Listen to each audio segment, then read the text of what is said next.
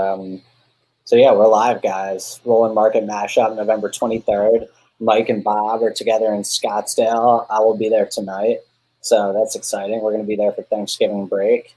And this morning, AstraZeneca came out. It sounded like at first they said their vaccine was 70% effective. Now it sounds like it's 90. So I'm not really sure what the deal is with that. We'll have to look more into that. But the Dow is set to open 175 points, a little bit off its highs, but not much. S&P up about 20 points, which is about 0.5%, and tech up about 36 points, also off its highs. It's been kind of in neutral all night, really, which is up about 0.3%. And yeah, Bitcoin went up a lot again, continues to, it's getting close to 19,000 now. So I think it was up like another 6% in the last 24 hours, which is crazy. And it's Thanksgiving week, so it's a holiday week. Dad, I don't know if you can kind of tell us what you could expect with this kind of week, if like volume's going to be way smaller than normal, or I mean, normally I would think it would be, but because everyone is kind of staying at home, maybe they also are staying at work, remotely. But normally this week is really a good week for the market.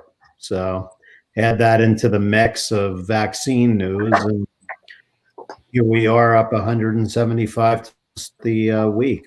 And you also got good news on Boeing over the weekend, in that Europe is going to be okaying it maybe a month later than the FDA. So Boeing looks like it might have, pretty much hit the bottom for now. So it looks good on the chart, 200, 210, to just be day trading again. If you can get those 10-point swings in a day or two, it's not a bad way to make a living if you catch it right. But Boeing helps the Dow, and that's, a leader. And Merck also bought a small company that's involved in COVID, and they're in late stages. And that stock is up pretty significantly, especially for Merck. And obviously Merck's in the Dow, so that's another reason you're seeing the strength. Makes sense. Yeah, I will say, on Friday, there were a lot of reports coming out showing that two things. One, professional future traders were really like reducing their levels and their positioning, but retail traders were at an all-time all-in high, where basically what they were saying was, it's almost as all-in with people in the market as it's ever been on the retail side of things. And normally when that happens, you're due for a pretty swift correction. And there's definitely some people calling for that. But at the same time, it seems like it's starting to get easy, and we're in the holiday season, and you got guys like Kramer being like, yeah, just pile into any winner and you're going to get gains through the end of the year. And I'm just wondering if that kind of sentiment, where you have all the retail investors that, according to the data, are quote unquote all in, and you really think about what happened Friday afternoon, it seemed like at close, the market was trying to kind of flush out a little. And I was wondering if that was going to continue Monday. It hasn't yet. It'll be interesting to see, though, if today is going to actually stick, because the vaccine news is out. I don't really understand how now each new company that comes to the table with the new vaccine is going to really add that much to the mix. I mean, I get the more the merrier as far as getting them out there and getting everyone vaccinated.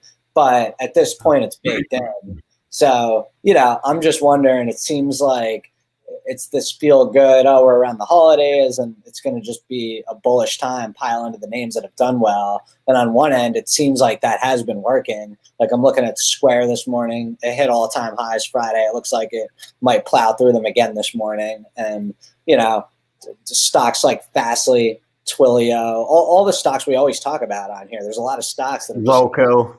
Yeah, I mean, it feels like it's kind of been getting easy. And I almost wonder if you might get like a flush out this week. And I don't know. I keep remembering what happened in 2018 around, not this time, it was about a month later around Christmas Eve. And I know that's because they were talking about raising the interest rates a little. All I know is anytime there's data that comes out that shows that retail is all in, it doesn't really work out in retail's favor most of the time.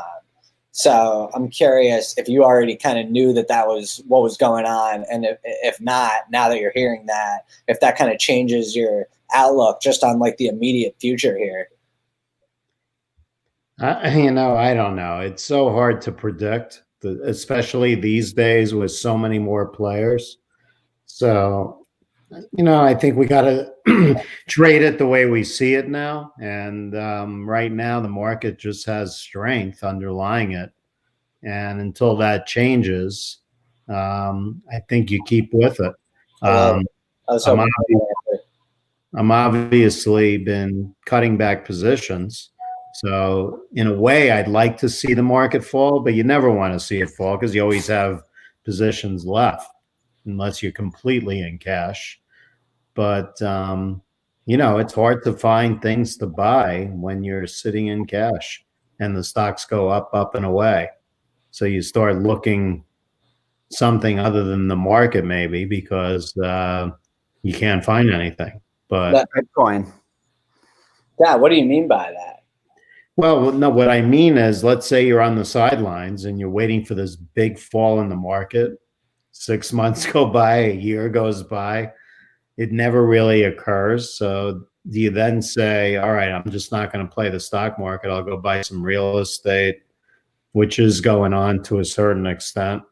But there's not much to choose from. It's either real estate or stocks for most people. Gotcha. Yeah, I mean, that's stocks are just an easier entry, like in terms of less barrier to entry right now. Zillow is making headway with that, but it's still not as easy as buying and selling a stock. Yeah, Mike, you always say that you could just get in and out within a minute. It's so much different than if you own a house. Well, and even these young kids, you have to think with how popular Robinhood is, that's just the sentiment. Like, why would they be getting into real estate?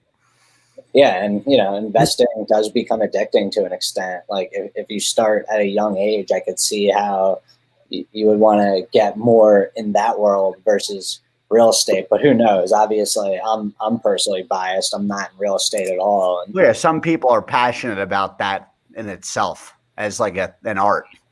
Yeah, for sure.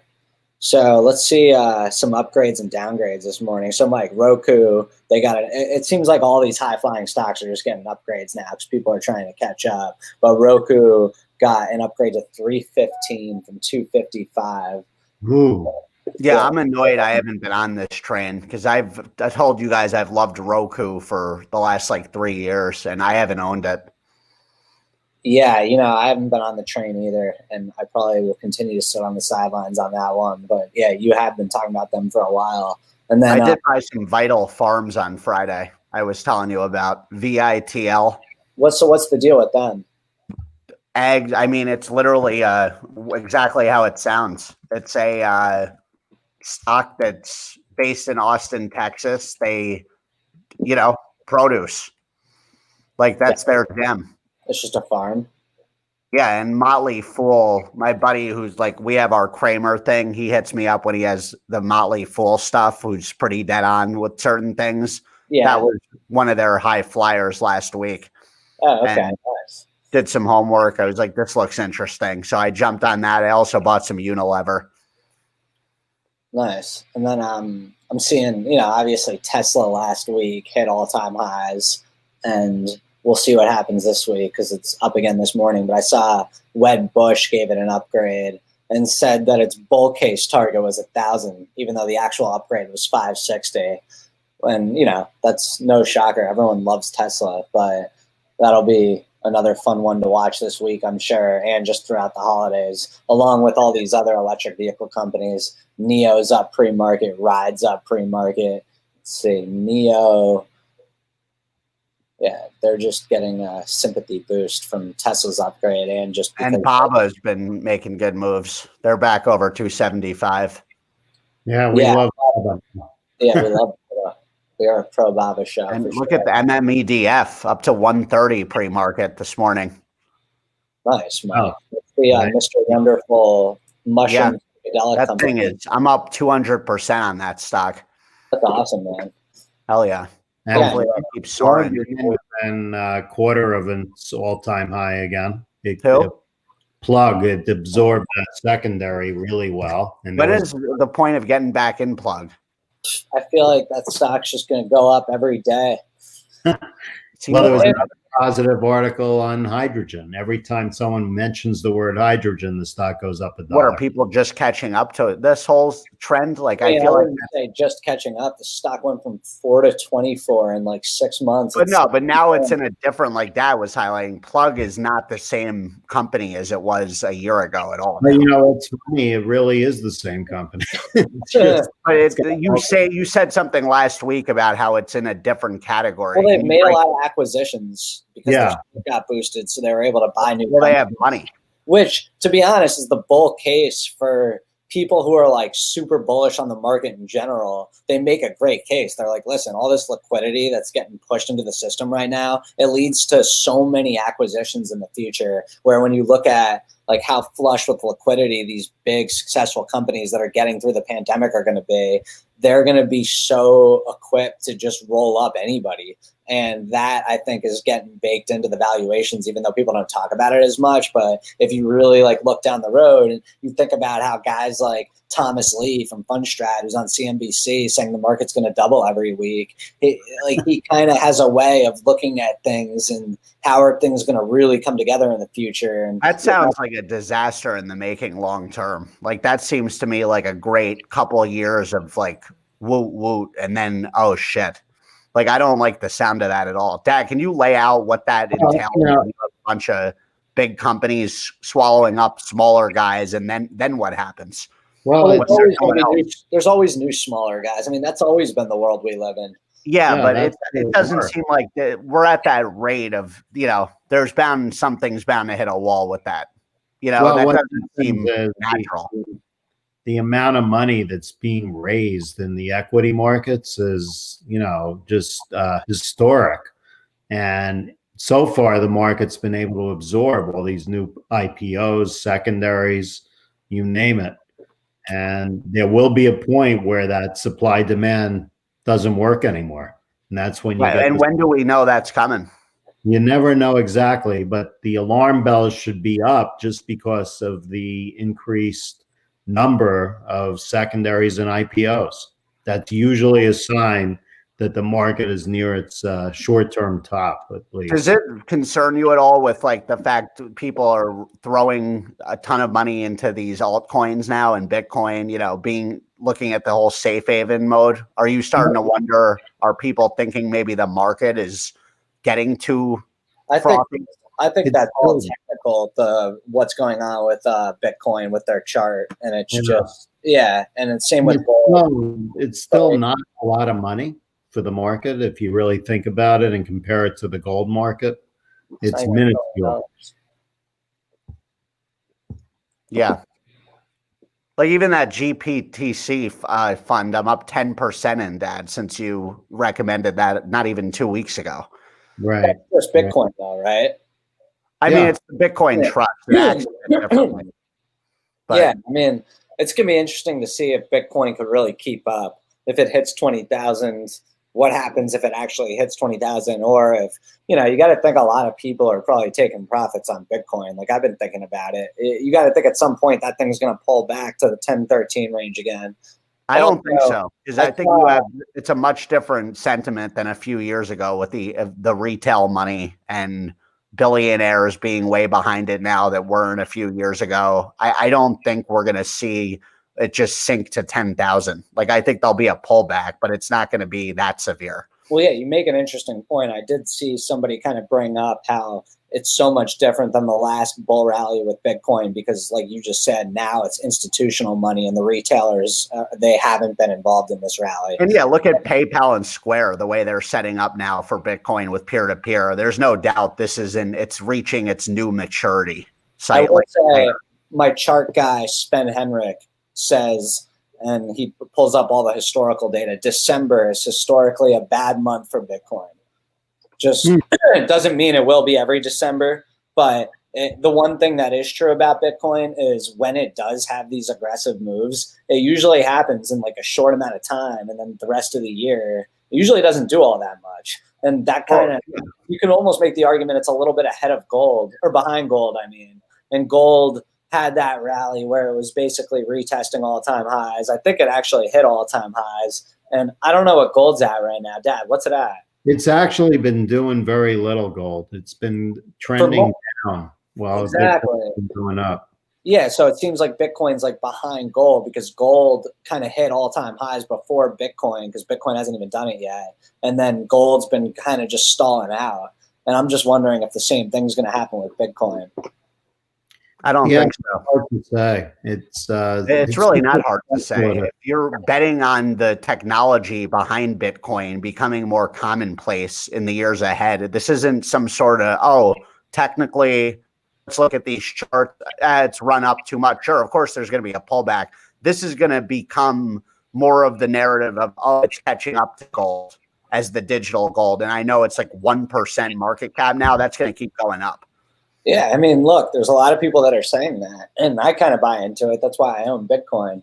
I mean, I'm very bullish on cryptocurrency as a whole, the blockchain. I think it's the future of humans being able to live together and not kill each other.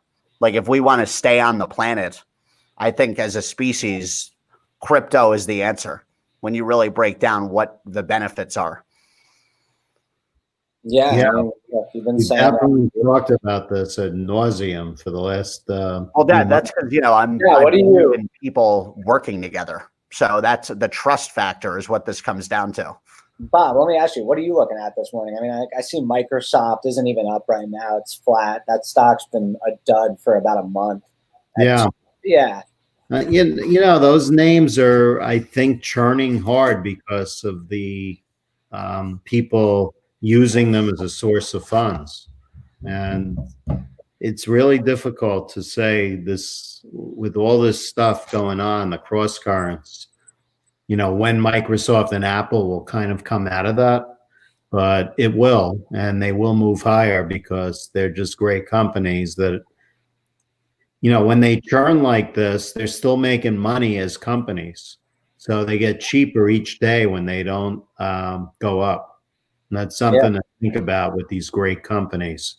This gives them a time for the companies to catch up to the stock price when you get a period of months where the stock's kind of flat to down a little bit.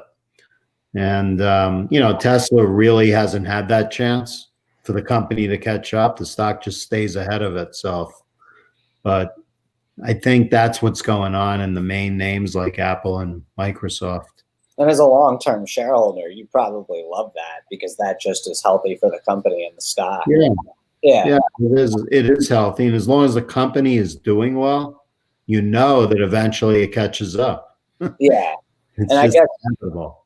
And even though Twilio has been on a great run with their stock, it's been completely flat since they had their last quarter, which was like a month and a half ago, which was a blowout quarter. And, to me, that's an example of what you're talking about, but not really, because their stock has run up from $20 to 300.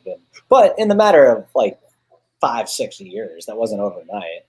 Yeah. No, but any of these companies that have been making money consistently, and then their stock takes a big pause, that's one way to think about it, is that it's a catch-up period. I feel like Amazon's in that right now. That stock's off about 10 or 15% from its high for various reasons. And meanwhile, they're making money. They're not losing money like some other companies.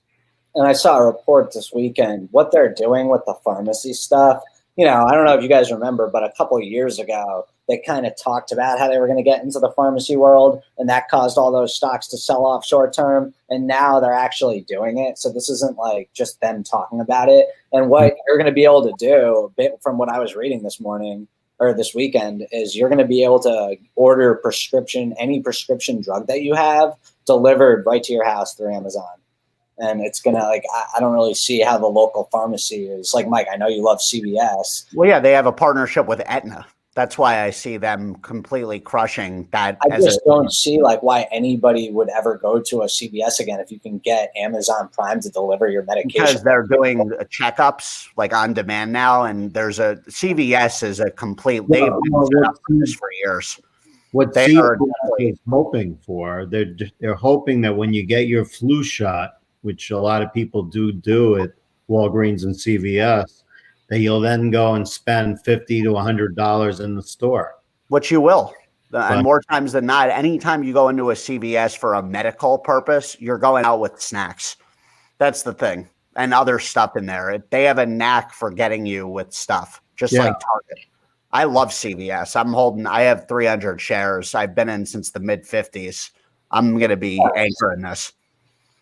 Sure, yeah. I mean, that's done well for you if you're in at the mid-50s. I love Amazon too, obviously. I own that as well. I don't think it's going to be that big of a burden on a CVS long term. Because again, I also think people look at things. CVS you think of as healthcare when you think of the name. Yeah, so it won't take long for Amazon to make you think of Amazon as healthcare. That's where I don't agree always with those things. I think Amazon's great. Yeah, as a whole, you'll be able to get prescriptions delivered. But I still don't think that's going to at all hurt CVS. With the people go in there for stuff. It's right down the street. It's a hub now for convenience and healthcare. So if anything, I could see Amazon buying CVS at some point for all their locations, the way they operate. What about marijuana deliveries with Amazon? Is that right around the corner? I mean, I don't think so. It's right around the corner when marijuana becomes federally legal, I'm sure. But maybe not. Like I don't think so. Yeah, I think do tobacco delivery. So you would think if they were to think about doing marijuana when it gets legal, they'd already be doing like tobacco, alcohol. Yeah, I think that'd be the last thing to fall for a company like that. They could easily just roll up one of those players. Let's be real. If Amazon seems like that cookies company. Well, they'll look at it when it's like Dan said, when it's federally legal, they'll look at the companies in the space and be like, can we make sense of this? Yeah. No, do they have a reason though that they don't do cigarettes? Is that a legal reason, or is that because they're? I'm sure it is a legal reason because the only way you could deliver, and we know this, the only way you could deliver cigarettes and alcohol is if the drivers are beyond involved in the process, and I don't really see how Amazon's set up for that right now. Yeah, they probably have to be employees. Netflix got an upgrade from JP Morgan this morning. I'm out of them, and ever since I sold them, they've just been ticking higher, which I'm okay with because I put that money in other places that I'm way happier with. But bottom line is Netflix getting an upgrade from JP Morgan. I could see that stock getting a way bigger pop this morning than it has right now. But we'll say I'm not messing with it again. I'm just throwing out an upgrade that I saw. And let's see. All the volume again is in the same names: the cruise ships, the the electric cars. It's the same thing every single day when we walk in, right? And Dad, is that something to do? I mean, I don't think it has anything to do with it, but when I look at like NEO, and this morning it's actually way less volume than normal. Normally it's like 12 million pre-market. Right now it's like 3.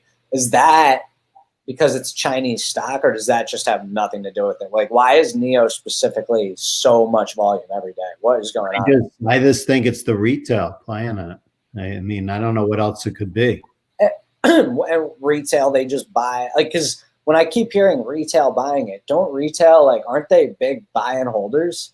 Like, how every day are there millions and millions of shares being traded between retail? Like, I can't wrap my head around that. Everyone keeps saying this market's because of retail. I don't think retail is able to really move the needle like that. Yeah, well, I don't know. I mean, it seems like they're the people behind it, but some of these are real. I mean, NEO is a real company. There's no question. Oh, of course. I'm just saying it hasn't slowed down on volume since the pandemic has started. It's literally on average about 50 million shares a day. It's insane. And LI is catching up to it. I mean, that stock is another one of these. Where was that IPO? Around 11? I don't remember. Oh, wow. It's at 41, up big today, over 7%. And how about our friend Ride? Yeah. Ride and KNDI. It's just off to the races again. It's insane. I mean, Yeah, I that's where feel like people are going to the racetrack with these names and winning big. It's like race 9. Who's running? NIOLIKNDI ride, and here they come around the far turn, and it's LI by $4. I mean, you're so right on that. It's crazy. And that's where what Kramer was saying. I get, like, he'll randomly drop some knowledge about what he used to do when he was in a hedge fund, but if you did buy call options deep into the money with names that have been high flying for the past month, today you'd be up big on a lot of those call options. Without a doubt. That seems like actually a really interesting strategy. Like, sell your positions because maybe the market is way overdone, and buy call options deep into the money in case this insane rally continues, and then you're going to get paid anyway. And if it doesn't, you risk way less money. That kind of sounds like an interesting. No, it's a very good way to play it, especially if you've made money in these names and you sell out and you say, I'm done with that. But that gives you that, option just in case. Yeah. It's the just in case money, but I feel like it's really like going to a racetrack. You got a total of 100 horses running on the day, and race 1 goes, and then, okay, what's the next one? It's ridiculous. This is not investing at all. It's absolutely, insanity. And Riot, our crypto friend, that's a horse with a arguably broken ankle that just they tape it together, and then it gets up, starts sprinting again until it falls down. Right. Like, take a look at Mara. I mean, okay, in the second race, we've got the cryptos, anyone related to crypto. And, the favorite is MARA. Up 9%. Pre-market. I guarantee you Riot tests its all-time highs today, which I think is like 650, which would be, you might see that right off the open, like a quick 25-cent gain, which is a lot for a stock that's trading over $6. What do you think of the airlines today, like Save? Save, that's in the third race, Mike. We've got the airlines. Save, American Airlines, Southwest. Yeah, I mean, they're all getting looks. Save is up 1%, not as much as some of these other looks. But yeah, Carnival Cruise Line is up 2%. They keep raising money every time the stock goes up. And that'll allow them to survive. And it's a matter of when these get back on the open seas with full crowds. And we're probably looking at 6 to 12 months. See, that's why I was actually thinking about maybe open up in a position just as like kind of a hedge of everything going on right now, and shorting Play, which is Dave & Buster's. You guys know I've been like kind of big on this stock, which is one of the epicenter stocks that's flown high. But they are definitely in a tough spot right now when you think about it, because at the end of the day, the pandemic is running rampant right now. There's places doing shutdowns, and I don't think they've done an offering, and they're probably going to need to. I don't see how they're going to kind of survive these next few months without raising some cash. So, I feel like they're getting caught up in the hype of the vaccine, but the reality of the situation is they're in deep trouble. Yeah, and I'll tell you, you come out to Arizona, you would never even know there's a pandemic going on. The restaurants are packed, and very few people are wearing masks. It's really bizarre. It's kind of how it is here at this point down in Charleston, too. I think people are slowly just, They're sick of it. At the end of the day, it's like, I think a lot of people also just assume the vaccine, the herd immunity, something's going to give, and they're selfish. They don't want to be involved in sacrifice. And think about it. For example, in Cave Creek, which is a little town near where we're staying, they have a huge bar that's a Pittsburgh Steeler bar. I drove past that place yesterday. You would have thought that you were in the stadium, and they're going to the Super Bowl. There were so many people. So it's very bizarre. I mean, look, at the end of the day, there's been, I don't know the number, but millions and millions of people that have already had this that probably now feel like they can go live their lives, whether or not that's true or not. But I hadn't. I was with a nurse the other night out, and she was saying that you can definitely get this again. She was adamant on it, and I was like, "That's not what I'm hearing." So who really knows what? And that's someone that's been on the front line. Oh, you trust me. Can you name one person that's had it twice? No, that's why I was telling her. I'm like, I've never heard of this. I mean, technically tested positive twice. Well, yeah, but then you tested negative, so that's where it kind of shows what is that, right? All right, yeah. Well, guys, that is the end of the show here. I'll see you guys tonight in Scottsdale, and everyone else. Enjoy your Thanksgiving week. Rolland Market Mashup, and have a good day. There it is.